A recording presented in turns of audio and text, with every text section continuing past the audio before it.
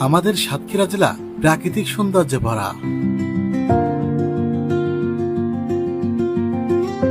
বাংলাদেশের দক্ষিণ পশ্চিম প্রান্তে সাতক্ষীরা হৃদয়ে প্রকৃতি যেন নিজ হাতে এঁকেছে এক অপূর্ব ছবির ক্যানভাস। এটাই হলো রূপসী বাংলা ম্যানগ্রোভ ফরেস্ট।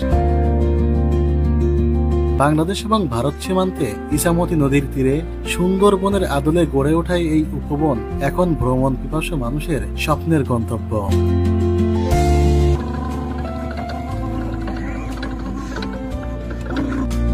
ঘন সবুজের মাঝখানে পাখির কিচিরমিচির শব্দ, পানির কলকল শব্দ আর বাতাসে লবণাক্ত মাটির গন্ধ, সব মিলিয়ে এক অনন্য প্রাকৃতিক সুরের মেলা।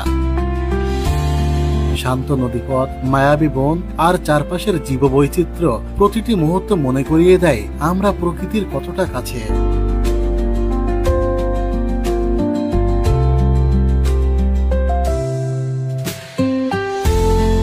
রূপসী বাংলা ম্যানগ্রোভ ফরেস্ট শুধু একটি পর্যটন কেন্দ্র নয়, এটি প্রকৃতির এক জীবন্ত কবিতা, যা দেখলে মন ভরে যায়, হৃদয় শান্ত হয়।